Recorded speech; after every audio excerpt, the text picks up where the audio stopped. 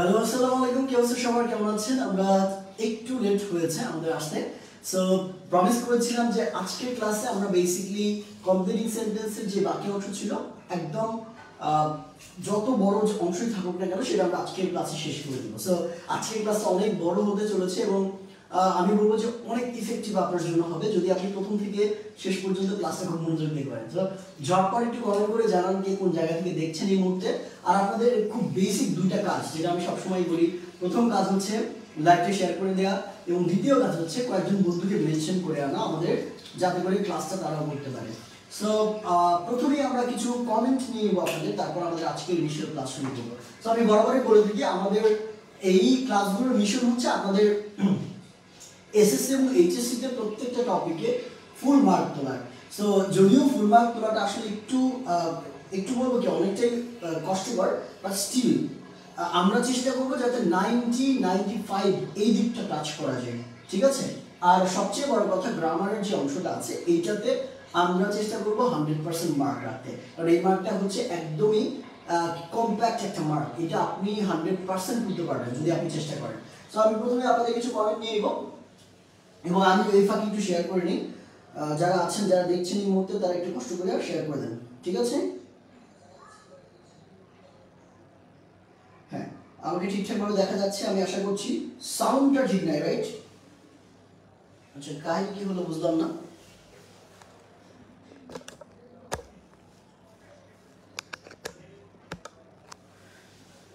Hello hello hello, এখন ঠিক আছে? দেখেন তো সাউন্ডটা আগের থেকে ক্লিয়ার কিনা। হ্যালো,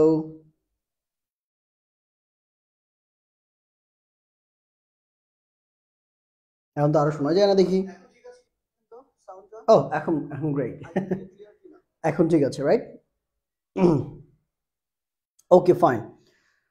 মডিফায়ারে অনেক সমস্যা। আচ্ছা, তানমিন শস্য বলেছেন মডিফায়ারও ক্লাস নিব ইনশাআল্লাহ।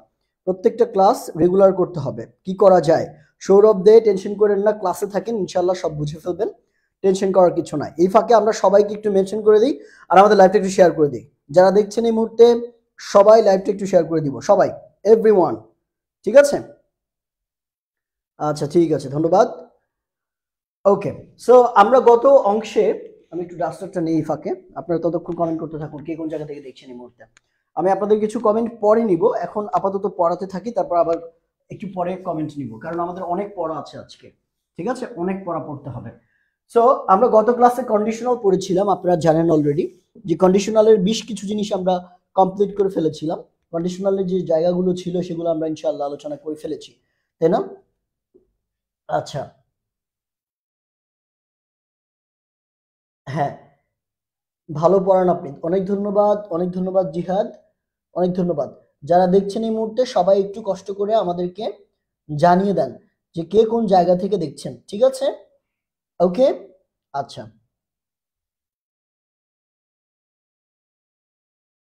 ওকে, ঠিক আছে।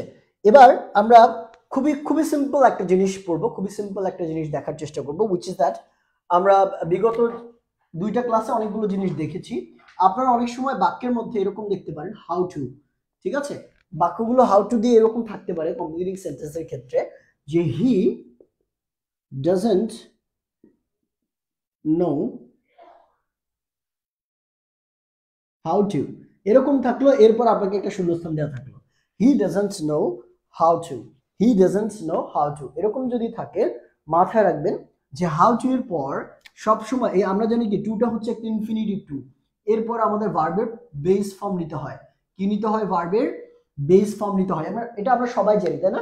এটা নিয়ে কোনো টেনশন করার কিছু নাই বা প্রবলেম থাকার কথা না। হি ডাজন্ট নো, সে জানে না, হাউ টু, কিভাবে, সে জানে না কিভাবে। আপনি অনেক কিছুই বসাতে পারেন, কিভাবে গাছে উঠতে হয়, কিভাবে সাঁতার কাটতে হয়, কিভাবে গান গাইতে হয়, কিভাবে পড়া করতে হয়, বা কিভাবে লিখতে হয় সুন্দর করে। তাহলে হি doesn't know how to swim বলতে পারি আমরা, হাউ টু কি বলা যায়, টক বলতে পারি, কথা বলা, অথবা আপনি যে কোনো একটা ভার্ব যেটা রিলিভেন্ট অর্থ প্রকাশ করবে সেটা এখানে বসিয়ে দিলে কিন্তু আপনার অর্থটা হয়ে যাবে। তাহলে হাউ টু যদি কখনো থাকে পরবর্তী অংশে একটা ভার্বের বেস ফর্ম বসিয়ে দিবেন, আর কোনো সমস্যা থাকার কথা না। কমপ্লিটিং সেন্টেন্সটা খুবই ইজি যদি আপনি অর্থ বুঝে খুব সুন্দর করে লিখতে পারেন, খুব ইজি। ওকে, আচ্ছা অনেক ধন্যবাদ। I need one friend because I want to learn English, please knock me. আচ্ছা তাহের ভাই, আশা করছি আপনি সেই বন্ধু পেয়ে যাবেন ইনশাআল্লাহ। এরপর আছেন রাজশাহী, তারপর আছেন সখীপুর থেকে সম্ভবত। আচ্ছা thank you so much. Comilla Muzaffarganj সম্ভবত, মুজাফফরগঞ্জ, বাহ খুব সুন্দর নাম। He doesn't know how to climb a tree, exactly খুবই কমন একটা he doesn't know how to play, he doesn't know how to climb a tree, exactly. ঠিক আছে, আচ্ছা এবার এইটা তো আমরা হাউ টু দিয়ে শিখলাম। এর পরবর্তী যে জায়গাটা আছে আপনাদের খুবই কমন, এই প্রশ্নটা বিভিন্ন সালে বারবার এসে থাকে, সেটা হচ্ছে যে by plus V1 plus ING যুক্ত কোনো সেন্টেন্সে যদি থাকে এই ফরমেশনটা মূলত এইভাবে বলা হয় যে বাই প্লাস জিরান্ট। অনেক বইয়ে আপনি এভাবে লেখা দেখবেন, আবার অনেক বই এভাবে আছে প্রিপোজিশন প্লাস জিরান্ট।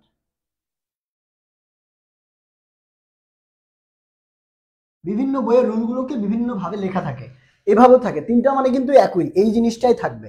সো আমি একদম সিম্পলিয়েস্ট ফর্মটা দেখিয়ে দিলাম যাতে করে আপনাদের বাক্যের মধ্যে যেভাবে থাকবে আপনারা সেটাই দেখতে পারেন। ঠিক আছে, খেয়াল করে দেখেন আমরা কি বললাম, যে by plus V1 plus ING এরকম যদি থাকে, অনেক সময় এরকম বাক্য দেখি না আমরা যে এটা করার মাধ্যমে আপনি ওইটা করতে পারবেন, এইটা দেখার মাধ্যমে আপনি ওইটা দেখতে পারবেন। তাহলে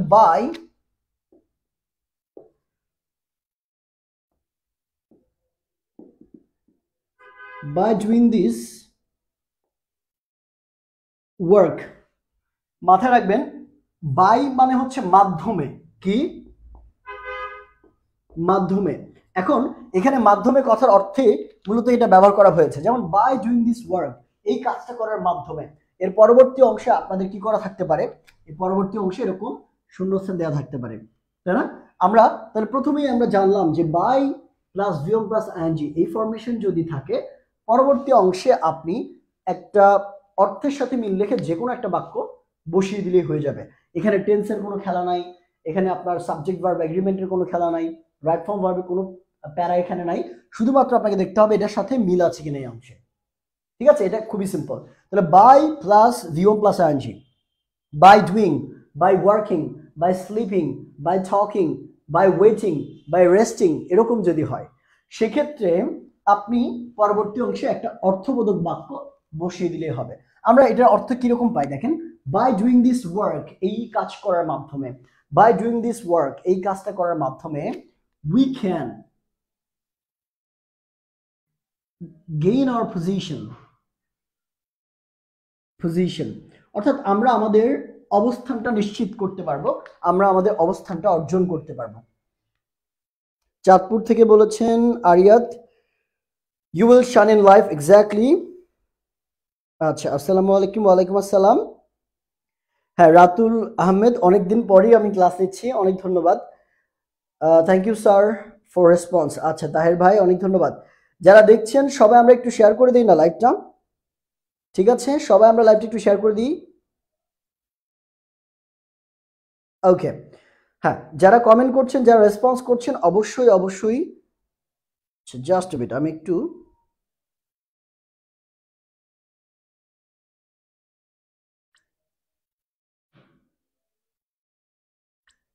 ঠিক আছে। হ্যাঁ অনেকে অনেক সময় দেখা যায় যে আমাদের লাইভটা খুঁজে পায় না, এই জন্য আমাদের যে মেইন পেজ আছে 1 মিনিট ইংলিশ উইথ মিম, আমি সেখানে শেয়ার দিয়ে রাখলাম। এইটা আপনাদের শেয়ারটা আমি মোটামুটি 2-3 ঘন্টা রাখবো যাতে করে ক্লাসগুলো সবাই খুঁজে পায়, ঠিক আছে? আচ্ছা তাহলে এটা আমরা শিখে ফেললাম যে by plus V1 plus ING এরকম যদি থাকে কোনো বাক্যে, সেক্ষেত্রে আপনাকে একটা অর্থবোধক বাক্য যদি আপনি এখানে লিখে দেন তাহলে কিন্তু হয়ে যাবে। ঠিক আছে, বুঝতে পারছি আমরা? কোনো ভেজাল আছে, কোনো সমস্যা থাকার কথা নয়। আচ্ছা আমরা পরবর্তী অংশে একটু চলে যাচ্ছি। এইটা আমরা বুঝে ফেললাম, তাই না? এটা আমাদের বোঝা শেষ, এটা আমাদের বোঝা হয়ে গেছে। আচ্ছা পরবর্তী অংশে আমাদের কি রয়েছে একটু দেখেন। আমরা কিন্তু গত ক্লাসে বেশ কিছু জিনিস পড়েছি, যেমন ইফ আর ইফ এর ব্যবহার পড়েছি, বিকজ, অ্যাজ, সিন্স এগুলোর ব্যবহার পড়েছি, তাই না? এইটা আমরা একটু দেখি, অ্যাজ অথবা না, এটার আগে আমাদের খুব কমন একটা রুল আছে, which is that এটাতে সবসময় আপনারা প্যাচ লাগান। একটা হচ্ছে আফটার আর হচ্ছে বিফোর। এটা নিয়ে আপনাদের ভেজাল লাগবে, প্রত্যেকবার ভেজাল লাগে এবং আপনারা বারবার পড়া সত্ত্বেও এই জায়গাটা ভেজাল লাগবে। তো এইটা দিয়ে বোঝার খুব সুন্দর জিনিস আছে। আফটার এবং বিফোরের যে কনফিউশনের জায়গাটা সেটা হচ্ছে টেন্সের সাথে। আফটারের আগে একটা টেন্স বসে, পরে একটা টেন্স বসে, বিফোরের আগে একটা টেন্স বসে, পরে একটা টেন্স বসে, এবং সেগুলো ভিন্ন। তো আফটার এবং বিফোর, আমি বিফোরটা প্রথমে লিখি, বেটার হবে, বিফোর, ঠিক আছে? সো একটা হচ্ছে ফার্স্ট ইনডেফিনিট আর একটা হচ্ছে কি ফার্স্ট পারফেক্ট। ফার্স্ট ইনডেফিনিট এবং ফার্স্ট পারফেক্ট এই দুইটা টেন্সই মূলত আগে পরে বসে, এবং কোনটা কখন কোথায় বসবে সেইটা আমরা একটু দেখার চেষ্টা করবো এই জায়গাতে। দেখেন, প্রথমে একটু বলি যে আফটার এবং বিফোর এর যে ব্যাপারটা, এই বিফোর কথার অর্থ কি? পূর্বে না? বিফোর কথার অর্থ কি? পূর্বে। পূর্বে মানে কি? আগে, আগের অংশে, এই আগে। আর হচ্ছে আফটার মানে কি? পরে। আফটার মানে কি? পরে, এই অংশে। প্রথমে একটু মাথায় রাখবেন যে এই পাস্ট ইনডিফিনিট এবং পাস্ট পারফেক্টের মধ্যে প্রথমেই আপনাকে যে জিনিসটাকে বসাতে হবে সেটা হচ্ছে পাস্ট পারফেক্ট। পাস্ট পারফেক্টের জায়গা আপনি আগে নির্দিষ্ট করবেন। তাহলে বিফোর মানে পূর্বে, তাহলে পাস্ট পারফেক্টের জায়গা কোথায়? পূর্বে। বিফোর মানে কি? পূর্বে। তাহলে আমরা কার স্থান আগে দখল করব? পাস্ট পারফেক্টের। তাহলে বিফোরের পূর্বে কি বসবে? First perfect. বিফোর আগে হবে পাস্ট পারফেক্ট, আর বাকি যে জায়গা থাকবে এর পরে সেটা হবে বাকি অংশটা, যেমন পাস্ট ইনডিফিনিট। তাহলে এই অর্থের সাথে মিল রেখে আপনি বলতে পারেন যে বিফোর মানে পূর্বে, তার মানে বিফোরের পূর্বে হবে পাস্ট পারফেক্ট। আফটার মানে পরে, তার মানে আফটারের পরে হবে পাস্ট পারফেক্ট। তাহলে আফটারের পরে কি হবে? Past perfect. এবং এর পূর্বে যে ফাঁকা জায়গাটা আছে সেখানে কি হবে? First indefinite. ঠিক আছে, বুঝতে পারছেন? তাহলে আফটার এবং বিফোরের মনে রাখার জন্য আমার মনে হয় যে এটুকুই আপনাদের খুব কাজে দেবে, তাই না? আচ্ছা, অনেক ধন্যবাদ। এটা বুঝছেন? আমাকে বলেন। এটা বুঝতে পেরেছেন? স্টুডেন্ট একটু কম মনে হচ্ছে আজকে, কেন? গতদিন একটু বেশি ছিল মনে হয়। ওকে, এটা আমরা বুঝে ফেললাম। কোনো সমস্যা আছে এটুকুতে? ভাই আরেকবার বুঝান। ঠিক আছে, ফাইন। খুব সিম্পল ওয়েতে আপনাকে বলে দেই, খুব সিম্পল ওয়েতে বলে দেই। আরেকবার অনেকেই বুঝতে চেয়েছে, আমি আবার একটু বুঝাই। দেখেন, বিফোর এবং আফটার এই দুইটাকে ফোকাস করতে হবে। তো বিফোর এবং আফটারের আগে পরে কি বসবে এইটা এর অর্থের সাথে মিল রেখে আপনি মনে রাখতে পারবেন। পাস্ট পারফেক্ট এবং পাস্ট ইনডিফিনিট এই দুইটাকে আমাদের বসাতে হয় এখানে। ঠিক আছে, এই দুইটাকে বসাতে হয়। তো বিফোর মাথায় রাখবেন যে অর্থের সাথে মিল রেখে আমাদের পাস্ট পারফেক্টটাকে আগে বসাতে হবে। আগে কাকে বসাবো? Past perfect. তাহলে বিফোর মানে কি? বিফোর মানে হচ্ছে পূর্বে। তাহলে পূর্বে কি বসবে? বিফোরের পূর্বে বসবে পাস্ট পারফেক্ট। আফটার মানে কি? আফটার মানে হচ্ছে পরে। তাহলে আফটারের পরে বসবে পাস্ট পারফেক্ট। কি বললাম? বিফোর মানে পূর্বে, বিফোরের পূর্বে পাস্ট পারফেক্ট। আফটার মানে পরে, আফটারের পরে হচ্ছে পাস্ট পারফেক্ট। আর বাকি যে জায়গা দুইটা ফাঁকা থাকে বিফোরের পরে এবং আফটারের আগে, এই দুই জায়গায় বসবে হচ্ছে পাস্ট ইনডিফিনিট। ক্লিয়ার? বুঝতে পারছেন? Concept clear?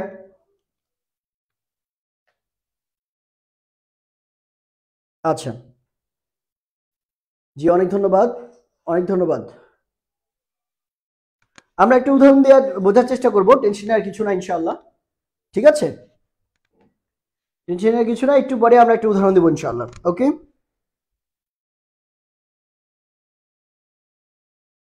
ওকে, ঠিক আছে, আমরা একটা উদাহরণ দেখি, তাহলে আরো ক্লিয়ার হয়ে যাবে জায়গাটা ইনশাআল্লাহ। দেখেন,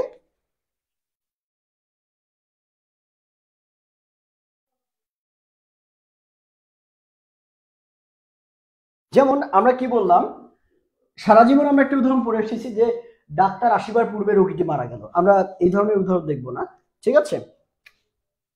আমরা এরকম বলি যে I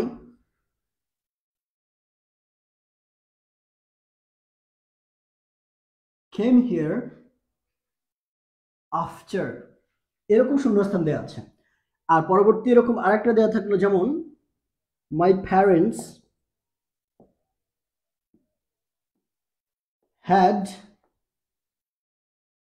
called me before dash, এরকম দেওয়া আছে। তাহলে দেখেন আপনাদের শূন্যস্থানগুলোতে কিংবা কমপ্লিটিং সেন্টেন্সে এরকম বাক্য থাকবে। সেক্ষেত্রে আপনি কি করবেন, আপনাকে আফটার এবং বিফোর দিয়ে দুইটা বাক্য দেওয়া হয়েছে এবং আপনাকে তখন চিন্তা করতে হবে আফটার আগে কি আছে। আফটার আগে কি আছে? Past indefinite. তার মানে আফটারের পরে, আফটার কথার অর্থ কি? পরে। এবং পরে আমাদের তাহলে আফটারের পরে কি ব্যবহার করতে হবে? পাস্ট পারফেক্ট ব্যবহার করতে হবে। তাহলে আমরা এমন একটা বাক্য ব্যবহার করব যেটা পাস্ট পারফেক্ট টেন্সে লিখতে হবে। যেমন আই কেম হিয়ার আফটার, আমি এখানে আসলাম, আমি এখানে আসলাম after my father had called, আমার বাবা ডাকার পর, আমার বাবা ডাকার পর হচ্ছে আমি এখানে আসলাম। তাহলে দেখেন মাই ফাদার হ্যাড কল্ড, এখানে কিন্তু হ্যাড প্লাস ভি3 ব্যবহার করা আছে, হ্যাড প্লাস ভি3, যেটা একটা পাস্ট পারফেক্ট টেন্স। এই জন্যই বললাম যে আফটার মানে পরে, আফটারের পরে হবে পাস্ট পারফেক্ট, আগে হবে পাস্ট ইনফিনিট। বিফোর মানে পূর্বে, পূর্বে হবে হচ্ছে পাস্ট পারফেক্ট। এই যে দেখেন হ্যাড প্লাস ভি3 আছে এখানে, হ্যাড প্লাস ভি3 বিফোরের পূর্বে আছে, তারপরে পরের অংশ কি হবে? পাস্ট ইনফিনিট হবে। এটা বাক্যের অর্থটা দেখি, my parents had called me, আমার বাবা মা আমাকে ডেকেছিল বিফোর, বিফোর কি বলা যায়?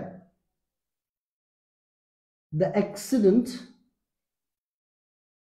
happened, অ্যাক্সিডেন্টটা ঘটার আগে আমার বাবা মা আমাকে ডেকেছিল, এরকম কিন্তু হতেই পারে, তাই না? আচ্ছা,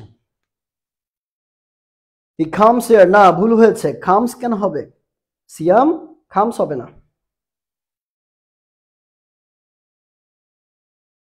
ওকে, ধন্যবাদ।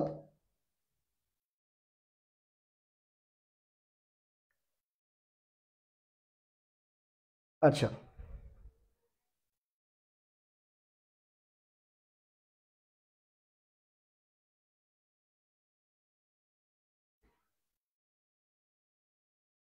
একজন বলেছেন he had done this before I came here, হ্যাঁ হবে, এটা হবে। I was crying after you leave, I was crying after, after you leave হয় না এখানে, আফটার ইউর লিভিং, তখন আপনাকে আফটার ইউর লিভিং বলতে হবে, ঠিক আছে? আফটারকে যদি আপনি টেন্স অনুযায়ী ব্যবহার করতে চান তাহলে এই ফরমেশনে আসতে হবে, আদারওয়াইজ আফটারকে আপনি অন্যভাবে ব্যবহার করতে পারেন, ঠিক আছে? আফটারকে আমরা লাইক এই টেন্সের ফরমেশন ছাড়াও আপনি যেটা বলেছেন যে আই ওয়াজ ক্রাইং, আমি কাঁদছিলাম, আফটার ইউর লিভিং, ঠিক আছে, আপনার চলে যাওয়ার পর।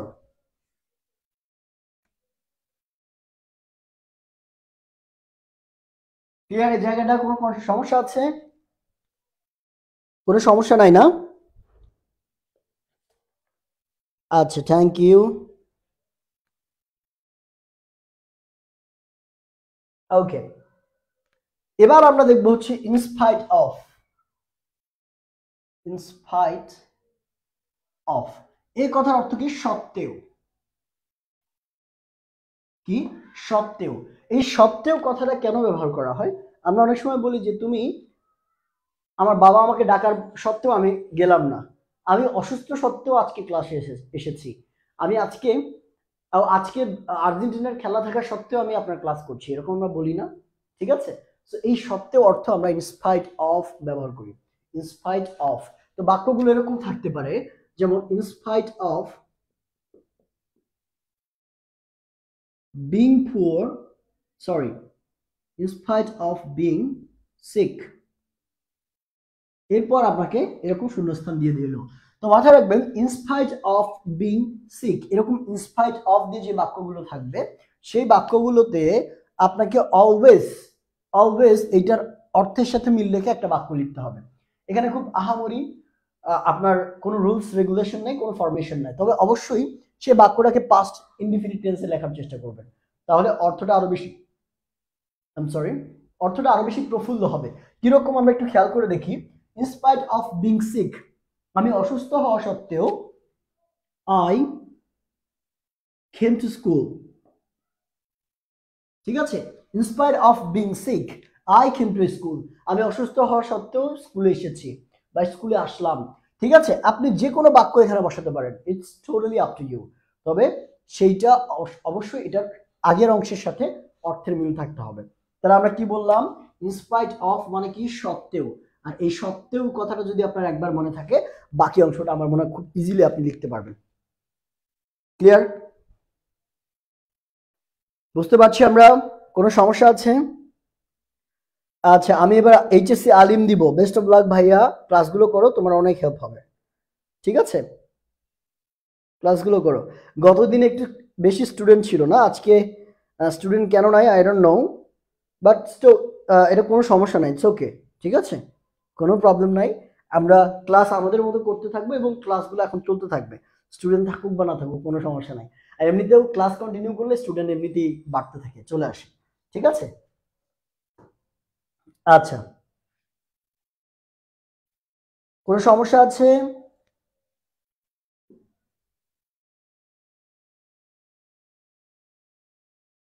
আচ্ছা আচ্ছা আচ্ছা, ওকে, খেয়াল করে দেখেন। এবার আমরা শিখবো হচ্ছে ইদার এবং নিদার দিয়ে কিছু ব্যবহার।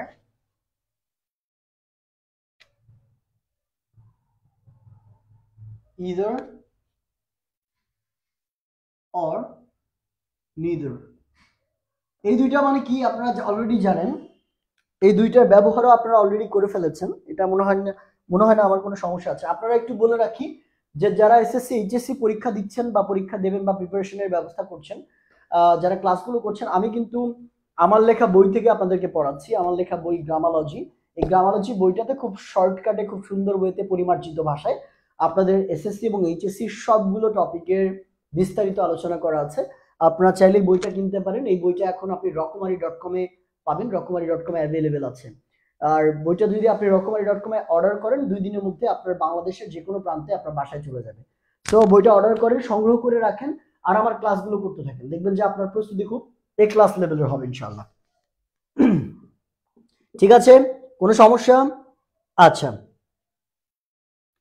এবার বাক্যে এরকম থাকতে পারে, এরকম একটা শূন্যস্থান থাকলো, এবার থাকলো কি, neither did I, এরকম থাকতে পারে। neither did I অর্থাৎ আমিও করিনি, আমিও যাইনি, আমিও খাইনি। ঠিক আছে, neither did I এরকম থাকতে পারে। এখন প্রথম অংশে, এই যে প্রথম অংশ রয়েছে, এই অংশে আপনাকে ফিল আপ করতে হবে। এখন এই বাক্যগুলো কিরকম হতে পারে আপনাকে একটু বসে কল্পনা করতে হবে, চিন্তা করতে হবে এই বাক্যটা কিরকম হতে পারে। আমি বললাম কি, neither did I, আমিও করিনি, তার মানে অন্য কোনো একটা মানুষ বা পার্সন বা কোনো ব্যক্তি কিছু একটা করেছে। আমি বলতে পারি কি, যে সে কি বলা যায়, যে সে কোনো অপরাধ করে নাই, neither did I, আমিও করিনি। বা সে চুরি করে নাই, neither did I, আমিও করিনি। তাহলে আমরা কি ব্যবহার করতে পারি এখানে, যেহেতু ডিড ব্যবহার করা আছে, মাথায় রাখবেন। তাহলে কি যদি আমরা বলি যে I did not steal the money, এই অংশে যদি আমরা এরকম ব্যবহার করি, I did not steal the money, আমি টাকাটা চুরি করিনি, I এখানে হবে না, হি হবে, কারণ I তো আমরা দ্বিতীয় অংশে ব্যবহার করেছি, তাই না? He did not steal the money, সে টাকাটা চুরি করেনি। নেদার ডিড আই, আমিও করিনি। নেদার ডিড আই, আমিও করিনি। এই বাক্যটা এভাবে থাকতে পারে, আবার আরো একভাবে থাকতে পারে। আমি যদি আপনাকে একটু বলি, এরকম থাকতে পারে,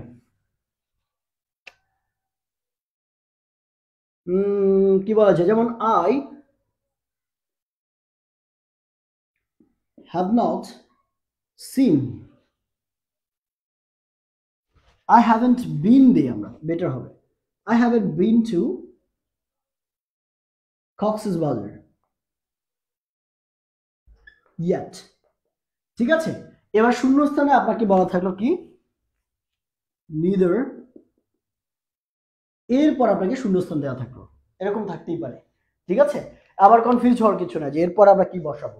এখানে মোস্ট অফ দ্য টাইম আমরা একটা ভুল করে বসি, সেটা আমরা একটু দেখবো। দেখেন, I have not been to Cox's Bazar yet, আমি এখনো কক্সেস বাজার যাইনি, ঠিক আছে। neither, এখানে আপনি একটা সাবজেক্ট নিতে পারেন, neither my father বা my parents বা my family, neither my family did, ঠিক আছে। I have not, ঠিক আছে, I have not been Cox's Bazar yet, neither my family, sorry, এখানে আমরা had ব্যবহার করব। ক্লিয়ার, বুঝতে পেরেছি আমরা? neither my family had, তো মাথায় রাখবেন এই অংশের সাথে ডিপেন্ড করবে এই অংশের ইয়াটা, ব্যবহারটা। যদি আমি এখানে my family ব্যবহার না করে অন্য কিছু ব্যবহার করতাম, যদি বলতাম my family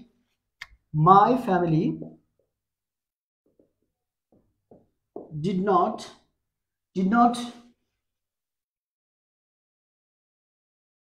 go to Cox's Bazar yet, তাহলে আমরা কি বলি, neither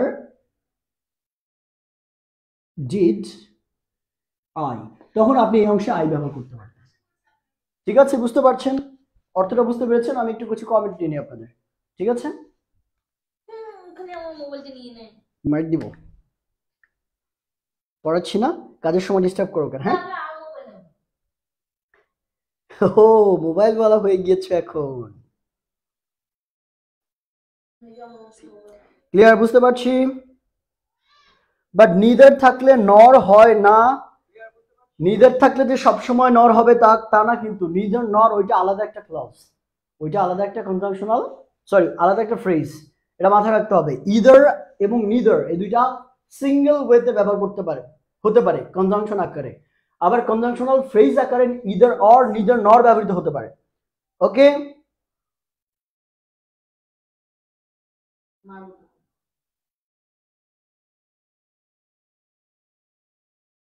আচ্ছা ওকে। অনেকেই বলছেন যে ভাইয়া এটা ভালো মতো বুঝিনি। আচ্ছা, টেনশন নেওয়ার কিছু নাই, আমি যখন এক্সাম্পলের একটা শিট দিব আপনাদের, ওইটা দেখলে আরো ক্লিয়ারলি বুঝবেন ইনশাআল্লাহ। টেনশন নেওয়ার কিছু নাই।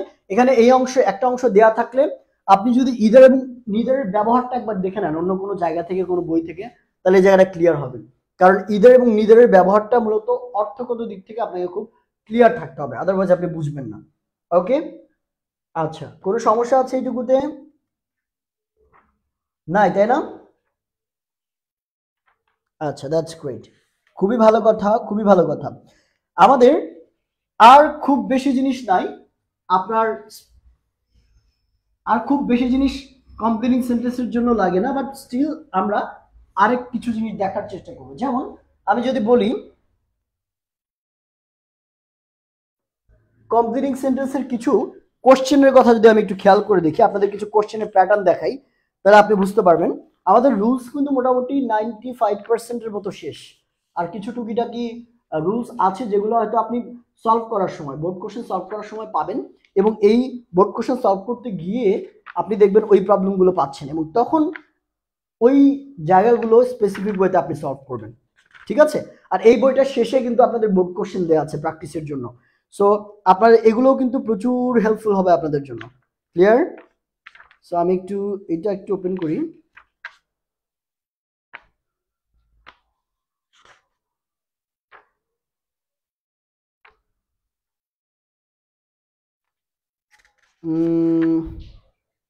হ্যাঁ, সম্ভবত পেয়েছি।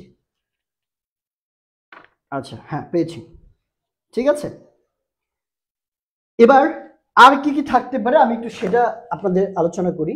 কিছু কমন বাক্য থাকতে পারে যেগুলো আপনারা অলরেডি জানেন, যেমন স্পোকেন বলছি, সরি, কমপ্লিটিং সেন্টেন্সে প্রোভার্বস থাকতে পারে। প্রোভার্বস সম্পর্কে আপনারা জানেন?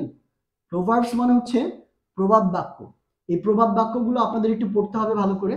প্রোভার্বস থাকতে পারে এবং বেসিক ট্রান্সলেশন থেকেও থাকতে পারে, অর্থাৎ বেসিক সেন্টেন্স থেকেও আপনাদের কিছু বেসিক সেন্টেন্স, বেসিক যে 5 প্রকার সেন্টেন্স আছে না, 5 প্রকার সেন্টেন্স, ঠিক আছে, assertive, interrogative, imperative, objective, exclamatory, এই 5 প্রকার, এবং সিম্পল, কমপ্লেক্স, কম্পাউন্ড, এগুলো থেকেও কিন্তু এই বেসিক 5 প্রকার থেকেও আপনার কমপ্লিটিং সেন্টেন্সে আসতে পারে। এগুলো আপনারা জানেন অলরেডি। বাট স্টিল আমরা বিভিন্ন টপিক পড়ার সময় এই জিনিসগুলো পড়বো, কমপ্লিটিং সেন্টেন্সে ওটা পড়ছি না, ঠিক আছে। প্রোভার্বস থেকে আসতে পারে, বেসিক সেন্টেন্সেস থেকে আসতে পারে, এবং আমরা যে রুলস গুলো পড়াইলাম এই রুলগুলো থেকে আসতে পারে। আর প্রত্যেকবার দেখা যায় যে দুইটা অথবা একটা, সর্বোচ্চ মূলত ম্যাক্সিমাম টাইম দেখেছি একটা একটু আনকমন টাইপের আসে, একটু আনকমন টাইপের আসে। ওইটার অর্থ যদি আপনি বোঝেন তাহলেই সেই আনকমনটা আপনি অ্যান্সার করতে পারবেন। তাহলে আলটিমেটলি এই জায়গাগুলো যদি আপনি হাত দেন তাহলে কমপ্লিটিং সেন্টেন্সে ফুল মার্ক পেয়ে যাবেন ইনশাআল্লাহ। ওকে,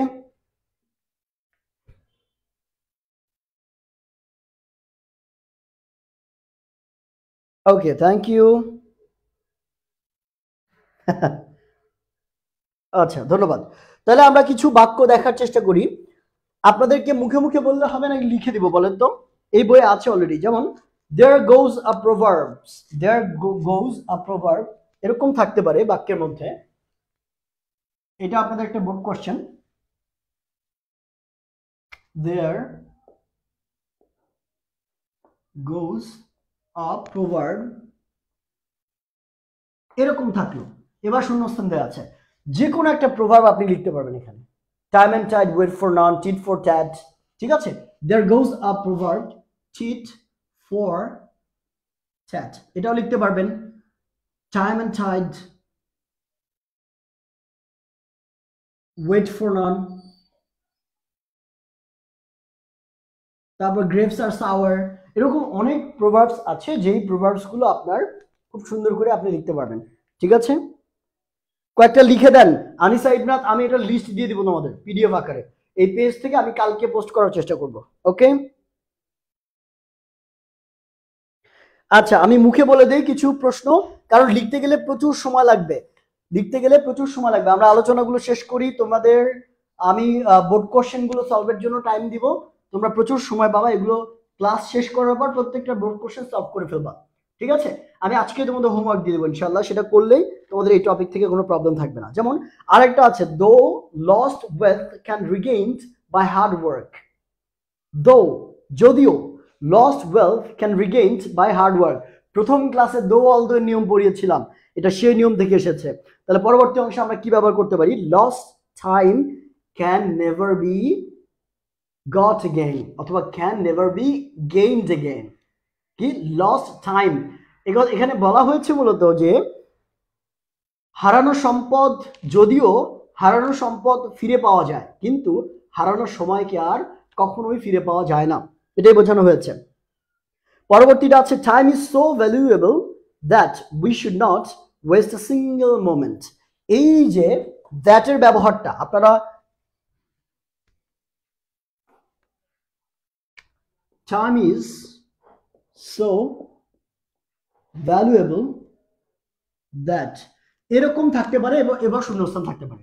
time is so valuable that. এবার আপনি বাকিটা অ্যাজাম্পশন করতে পারবেন না, গেস করতে পারছেন না, যে সময় এতই গুরুত্বপূর্ণ যে আপনি যে কোনো কিছু লিখতে পারবেন। We should not waste any time, বা time should be used very carefully, time should be used very carefully. অথবা আপনি বলতে পারেন each and every second should be used carefully. অনেক কিছু লেখা যায়, আপনি আপনার মতো করে লিখতে পারবেন। ক্লিয়ার?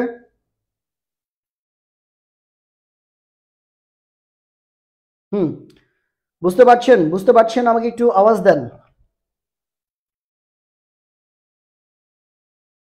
আচ্ছা, ঠিক আছে। আমি যেটা করি, আপনাদের এই প্রশ্নগুলোর হোমওয়ার্কগুলো আমি ইনশাল্লাহ আপনাদের পোস্ট করে দিব, ঠিক আছে। হোমওয়ার্কগুলো আজকে না হলেও কালকে ইনশাল্লাহ, আমি আজকে রাতেই চেষ্টা করব। আজকে রাতে আপনাদের যেই আমাদের যে পেজ আছে এই পেজে আমি হোমওয়ার্কগুলো আপনাদের পোস্ট করে দিব, এবং প্রভার্বসগুলো সহ, প্রভার্বসগুলো আছে না, এই প্রভার্বসগুলো আপনারা পিডিএফ দিয়ে দিব, আপনারা ডাউনলোড করে নেবেন, আমি এই পেজ থেকে আপলোড দিব, এবং এইচডব্লিউ দিব হোমওয়ার্ক। এগুলো বাসায় বসে বসে করে ফেলবেন, সলভ করে ফেললে কমপ্লিটিং সেন্টেন্স থেকে আপনার আর কোনো প্রবলেম হবে না ইনশাল্লাহ। আর আমরা আগামী যেদিন ক্লাস আছে আমাদের, সেদিন আমরা নতুন একটা টপিক শুরু করব, ঠিক আছে। আগামী যেদিন ক্লাস আছে ওই দিন আমরা নতুন টপিক শুরু করব। আপনারা বলেন কি টপিক পড়বেন, নেক্সট দিন কি টপিক পড়তে চান, কোন টপিক পড়াবো বলেন। ওকে,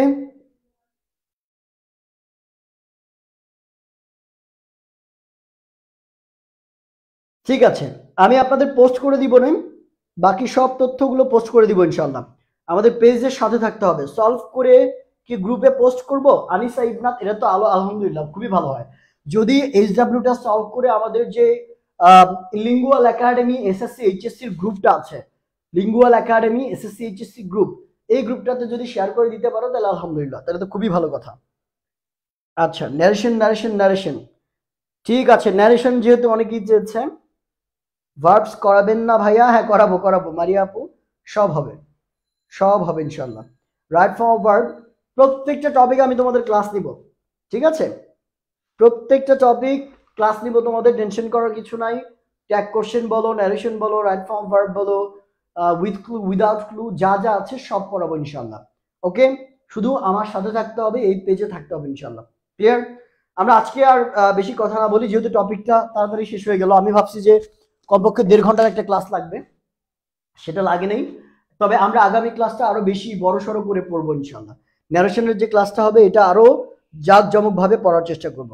সো সবাই কিন্তু থাকতে হবে, প্রত্যেকেই ক্লাসে থাকতে হবে, প্রত্যেকেই কয়েকজন বন্ধুকে সাথে আনতে হবে, ঠিক আছে?